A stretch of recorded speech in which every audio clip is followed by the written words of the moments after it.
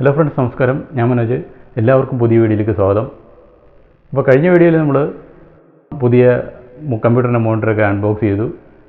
ഡെല്ലിൻ്റെ ലാപ്ടോപ്പുമായിട്ട് compare ചെയ്തപ്പോൾ ഒരു slight yellow കളറിൻ്റെ ഷെയ്ഡ് കണ്ടായിരുന്നു. ആ യെല്ലോ കളറിൻ്റെ ഷെയ്ഡ് എങ്ങനെ കറക്റ്റ് ചെയ്യാനാണ് ഇന്നത്തെ വീഡിയോയിൽ ഞാൻ പറഞ്ഞു തരുന്നത്.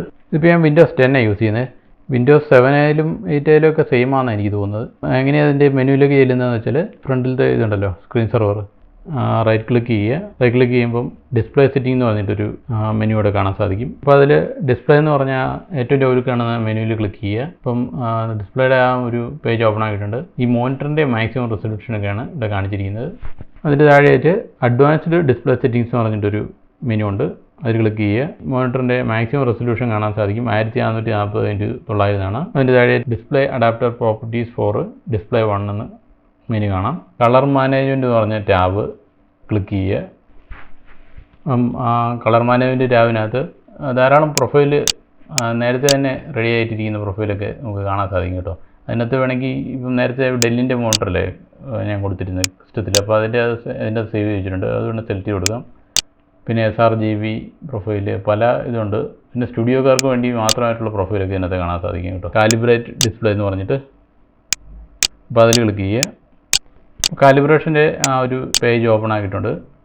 അപ്പോൾ അതിൽ ജസ്റ്റ് വായിച്ച് നോക്കിയിട്ട് നെക്സ്റ്റ് ക്ലിക്ക് ചെയ്യുക. അപ്പോൾ ആദ്യത്തെ വരുന്നത് ഹൗ ടു അഡ്ജസ്റ്റ് ഗാമ എന്ന് പറഞ്ഞ ഒരു പേജാട്ടോ. അപ്പോൾ അതിനകത്ത് കാണിച്ചിരിക്കുന്നത് ഗാമ 2 ലോ എന്ന് പറഞ്ഞിട്ടാണ് ഇടത് സൈഡിലത്തെ. നടുക്കത്തെ ഗുഡ് ഗാമ എന്നാണ് കാണിച്ചിരിക്കുന്നത്. ഈ കാണുന്ന സർക്കിളിൻ്റെ എല്ലാം സെൻറ്ററിൽ ആ ഒരു ബ്ലാക്ക് കളർ കാണുന്നില്ലേ, അതൊരു മിനിമൈസ് ചെയ്ത് അതിൻ്റെ വിസിബിലിറ്റി മിനിമൈസ് ചെയ്ത് വെക്കാനാണ് ഇതിനകത്ത് പറഞ്ഞിരിക്കുന്നത്. ഞാനത് ഈ സൈഡിലുള്ള സ്ലൈഡർ മൗസ് ഉപയോഗിച്ച് അഡ്ജസ്റ്റ് ചെയ്ത് നോക്കുകയാണ്. മാക്സിമം നന്നായിട്ട് ചെയ്യാനായിട്ട് ശ്രമിക്കുന്നുണ്ട്.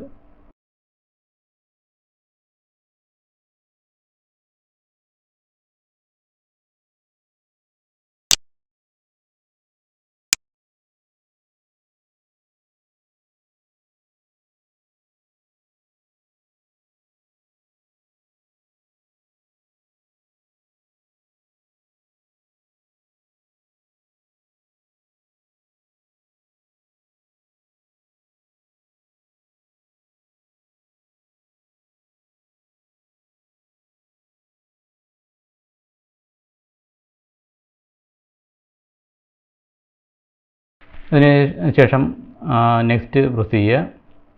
അപ്പോൾ അടുത്ത പേജിൽ വന്നിരിക്കുന്നത് ഹൗ ടു അഡ്ജസ്റ്റ് ബ്രൈറ്റ്നസ് ഉള്ളതാണ്. അപ്പോൾ ഇതിനകത്ത് കാണിച്ചിരിക്കുന്നത് ടു ഡാർക്കാണ് ലെഫ്റ്റ്, ടു ബ്രൈറ്റ് റൈറ്റും കാണിച്ചിട്ടുണ്ട്. അപ്പം ഗുഡ് ബ്രൈറ്റ്നസ് ആണ് നടുക്കുള്ളത്. നമ്മൾ ആ ഒരു കാണുന്ന രീതിയിലേക്ക് കൊണ്ടുവരാൻ ശ്രമിക്കുക. അപ്പോൾ നെക്സ്റ്റ് ക്ലിക്ക് ചെയ്തു. ചില ബ്രൈറ്റ്നസ് കറക്റ്റായിട്ട് എനിക്ക് തോന്നി, അതുകൊണ്ടാണ് നെക്സ്റ്റ് ക്ലിക്ക് ചെയ്ത്.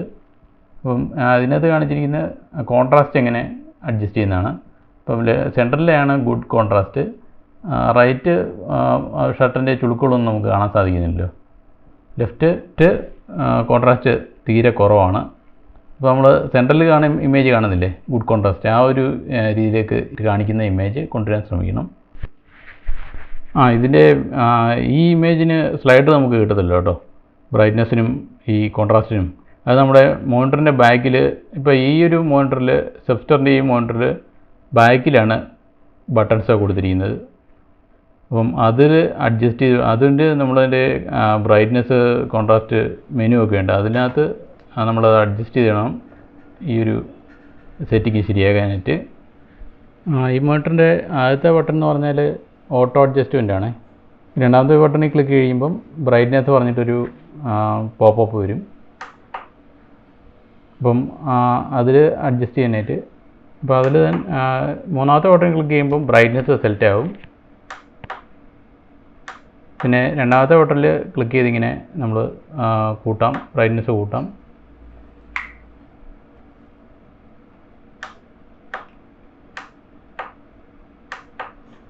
ഇതിപ്പം കാണായി എന്ന് പറഞ്ഞാൽ ഭയങ്കര വിഷമമാട്ടോ. ഇതിൻ്റെ ഈ ബാക്കിൽ കൊണ്ടുപോയി സ്വിച്ചുകളൊക്കെ വെച്ചിരിക്കുന്നത് ഭയങ്കര ബുദ്ധിമുട്ടായിട്ടാണ് എനിക്ക് തോന്നിയത്. ഈ ഒരു പ്രശ്നം മാത്രമേ എനിക്ക് കാണാൻ സാധിച്ചുള്ളൂ ഈ മോണിറ്ററിൽ. മറ്റേ ഡെല്ലിൻ്റെയൊക്കെ ആണെങ്കിൽ ഫ്രണ്ടിലാണ് വരുന്നത്. കോൺട്രാസ്റ്റും ഈ പറഞ്ഞ പോലെ തന്നെ നമുക്ക് രണ്ടാമത്തെ ബട്ടൺ സെലക്ട് ചെയ്തിട്ട് മൂന്നാമത്തേൽ നാലാമത്തേലായിട്ട് അഡ്ജസ്റ്റ് ചെയ്യാം.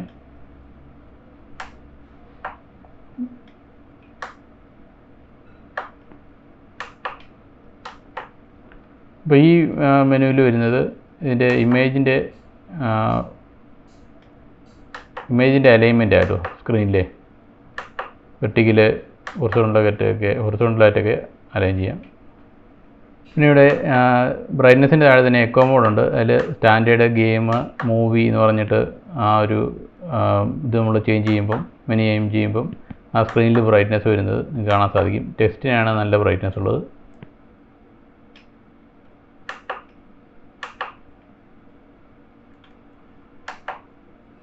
പിന്നെ ഹൊറിസോണ്ടൽ വെർട്ടിക്കൽ പൊസിഷൻ അല്ലെങ്കിൽ സ്ക്രീനിൻ്റെ പൊസിഷനിങ് അതിനൊന്നും ചെയ്യേണ്ട കാര്യമില്ല. ക്ലോക്ക്, ഫേസ് ഒക്കെ ഉണ്ട്. അതെന്താണെന്ന് എനിക്കറിയത്തില്ല. ആസ്പെക്റ്റ് ഉണ്ട്, അത് വൈഡ്, ഇതിൻ്റെ 2 മോഡാണ് ഇതിനുള്ളത്. ആസ്പെക്റ്റും ഉണ്ട്, ആസ്പെക്റ്റിനകത്ത് വൈഡും ഉണ്ട്, നാരോയും ഉണ്ടെന്നാണ് എനിക്ക് തോന്നുന്നത്.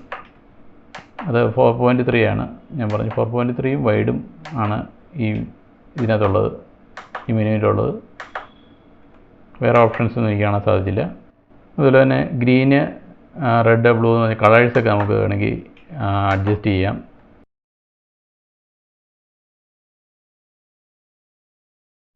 ഇനിയുള്ളത് കളർ ബാലൻസ് ആണ്.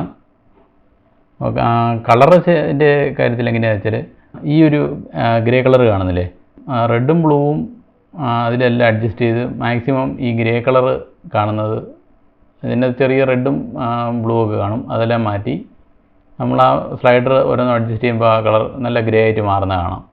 ആ ഒരു നമുക്ക് എങ്ങനെയുണ്ടെന്ന് നമ്മൾ നോക്കിയിട്ടത് മാക്സിമം ഗ്രേ കളറിലാക്കുക. അതിനകത്ത് വേറെ ചുവപ്പ്, നീല, പച്ച അങ്ങനെയുള്ള കളേഴ്സൊന്നും ആ ഗ്രേക്ക് ഇത് കാണേണ്ടത്. മാക്സിമം ഗ്രേ കളറിലേക്ക് മാറ്റാൻ ശ്രമിക്കുക.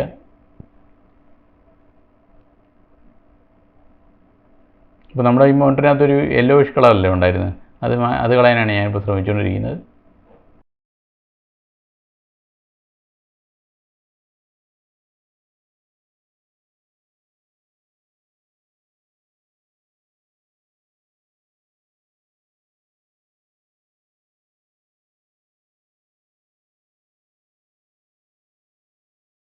കഴിഞ്ഞ് നെക്സ്റ്റ് പ്രസ് ചെയ്യുക.